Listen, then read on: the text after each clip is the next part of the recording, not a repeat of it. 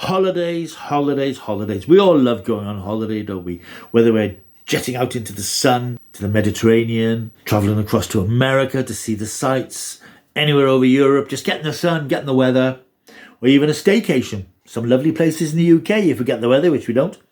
Yeah, we all love a holiday. One of the most interesting things about holidays, of course, is the accommodation. We all like a nice, clean, comfortable, respectable hotel.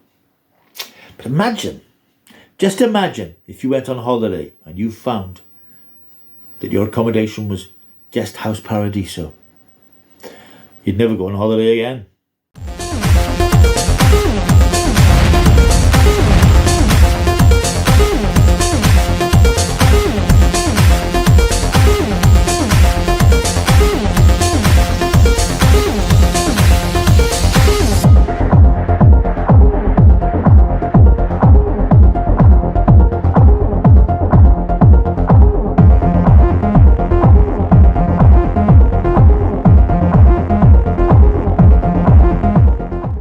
Welcome back to my world of stuff. My name is Paul Mount. If you are new here, if you're attracted to this video because you saw this got Rick and Eddie in it, please like and subscribe, particularly subscribe. Very keen to get these subscriber numbers moving because they're a bit jammed at the moment, not really going anywhere.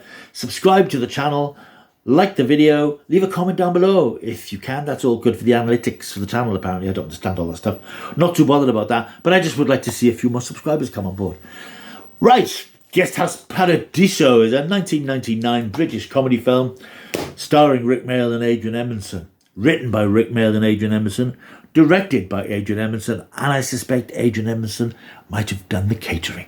This is effectively the bottom movie. I know it's not. It's generally regarded as the bottom movie, the spin-off from the BBC comedy series which ran for 3 years in the 90s, which was the ultimate manifestation of that alternative comedy strand that Rick and Ade had created in the 80s, of these extremely violent, leery young men, losers, downbeats, deadheads, struggling to find a place in the world and hitting each other.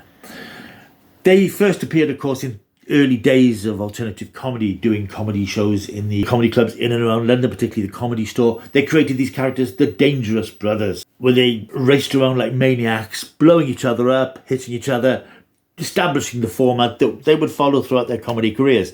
Then we had the Young Ones in 1982 and 85. They span off into the underrated Filthy Rich and Cat Flap. Bottom then was their perfect rendition of what they did, that sort of comedy, inspired by Waiting for Godot, which they in fact toured in between TV engagements. And it embodies that sort of story of losers who aren't getting anywhere in life. So the spin-off film arrived in 1999 in the form of Guest House Paradiso, and although the names of the characters have changed, they're not Eddie Hitler and Richie Rich from Bottom.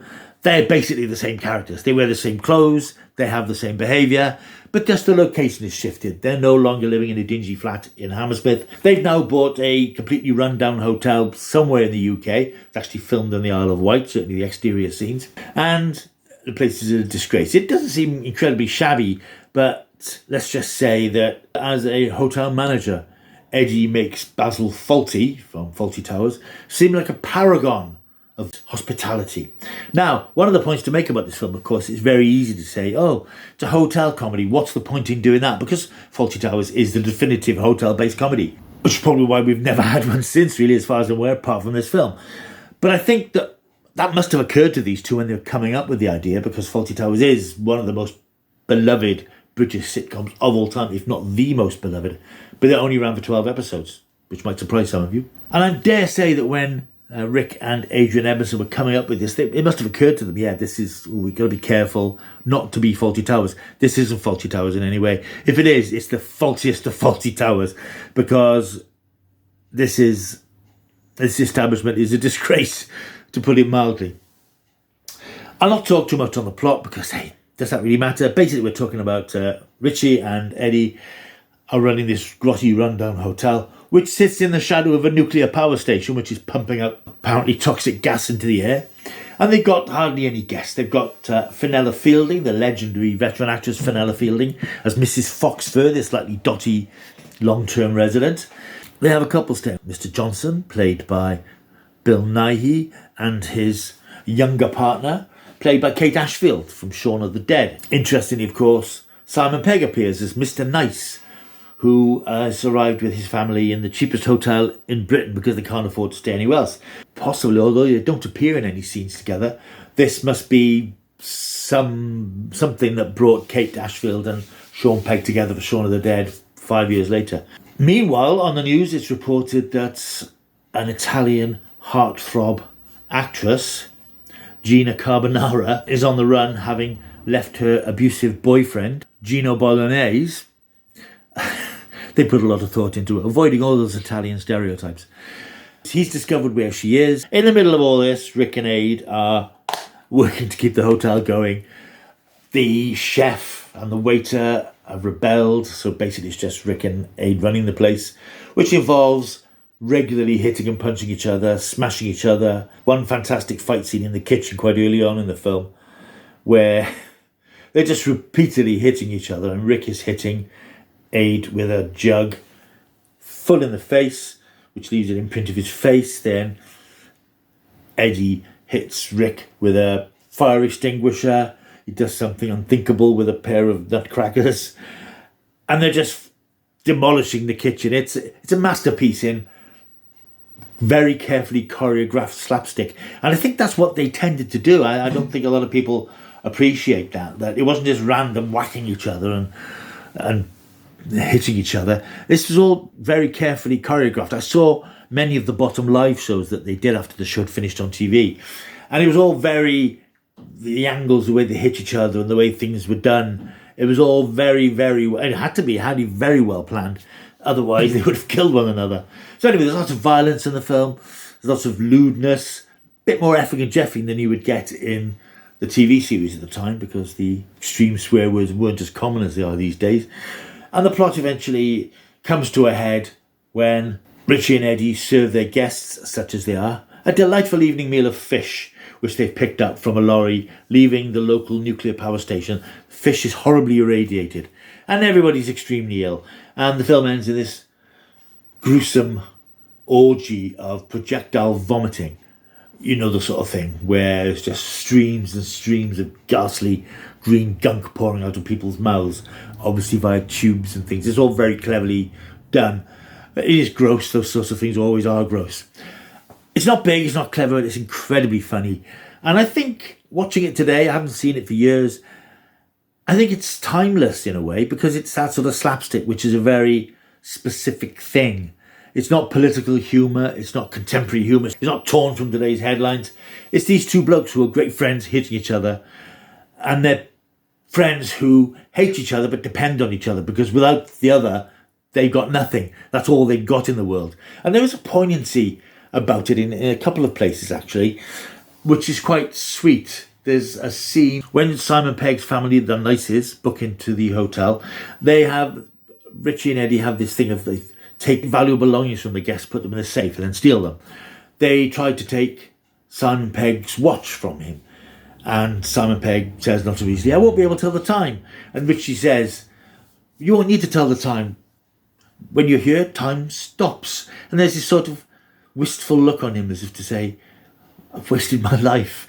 And then later on in the film, when he encounters Gina Carbonara, and of course he lusts after her, and at one point she sort of runs her hand across his cheek, and as she walks away, he sort of stands and marvels, and he's never had that sort of human contact before. And it's quite, it's just a moment here and there inserted to make you realise actually these are sad, desperate people, not just sad, violent people, but these are people whose lives have underachieved and underwhelmed, and they haven't had human interaction in any meaningful way. But apart from that, this is just pure mad slapstick, incredibly inventive. Some of the stunts are amazing. The plot, for what it is nonsense, but it just leads into each new sequence of absurdity. Rick Mail running around in the underwear that he's stolen from Mr. and Mrs. Nice, which he then can't get off. And to get it off, Eddie has to sort of inflate it. And it's full of extreme absurdity. If you've ever watched anything that Rick and Aid did and you liked it, you'll enjoy this. It's not a sort of classic, subtle British comedy film. It was never meant to be. It's not meant to be something that you think about. It really is meant to be a mad, crazy, violent, slapstick comedy, knockabout comedy. And I think it works absolutely brilliant. I really enjoyed watching it again today, conscious of the fact that critics were never going to like it. It was always going to be a whipping boy for critics. And in fact, on this new edition, there is a booklet. And I actually looked through the booklet. There's a lot of reprinted stuff in there, but there's a nice new feature from a writer called John Robertson, just talking about the film and what it is, and indicating that really it is what it is. It's nothing more than that. But there are some reprints of contemporary reviews, which, let's just say, aren't hugely complimentary. There's a feature from Empire magazine, a set visit, and a few other bits and pieces. And it's a very nice read. It's nice to sort of, especially now that Rick is no longer with us, to hear him and Aid in the interview features talking about their work and just saying it's just daft. That's the whole point in it. In terms of the Blu-ray itself, it looks great. It's a funny sort of film because it's very sepia toned, and I think that's on purpose. I think that Adrian Edmondson, it was his first directorial effort, feature film effort, by the way. He wanted a certain tone, he wanted a certain vibe, he wanted a certain seedy look. So the lighting seems dimmer, but the whole place just looks grubby and grimy and pretty ghastly, which is what they wanted. So it's not a big Technicolor whiz-bang film. It's seedy and grotty, just like the characters. So the picture looks great. It's very crisp, it's very sharp, it's very detailed. In terms of special features, there's no commentary, which did surprise me, but there are bits and pieces that were on the previous DVD release. There's the making of from 1999, there's trailers, there's outtakes. A few new features. We have the composer of the film's score, Colin Towns, talking about the film. We have the editor Sean Barton discussing the art of cutting comedy, and Squalid Precision, in which the production designer Tom Brown explores the guest house itself and how it was created and what Adrian Edmondson wanted from it. So it's a great fun film. It's, as I say, it's just come out last week on this new Blu-ray from Indicator. If you're a fan of Rick and Aid, and if you, I wouldn't say I grew up doing that period because I was already grown up, but if, like me, you were sort of shaken by this alternative comedy which came along in the 80s, and a lot of that was sort of wrong-headed in terms of its targets. They demolished certain comedy icons of the 70s in the name of political correctness. I wasn't interested in much of that, but I was interested in Rick Mayall and Adrian Edmondson hitting each other with saucepans, and you got a lot of that in their career, and you get a lot of it here, and it's massive fun. Complete rubbish, but terrific fun, if you like that sort of thing, and I bloody well do. Right, Guest House Paradiso, I'm going to give it 8 out of 10 because it's a hoot and a half, and it's on Blu-ray for you now. Right, thank you for watching. I hope you've enjoyed this video. As I said, if you're new here, please subscribe. Press that subscribe button. All you have to do is just touch that button there, and you're subscribed. You don't have to do anything else. You don't even have to watch the videos. Just subscribe. Make the channel look a little bit healthier than it is at the moment. Right, I will see you all soon. Like and subscribe and all that stuff that I've already been going on about. I will see you soon. Until I do, keep taking the stuff.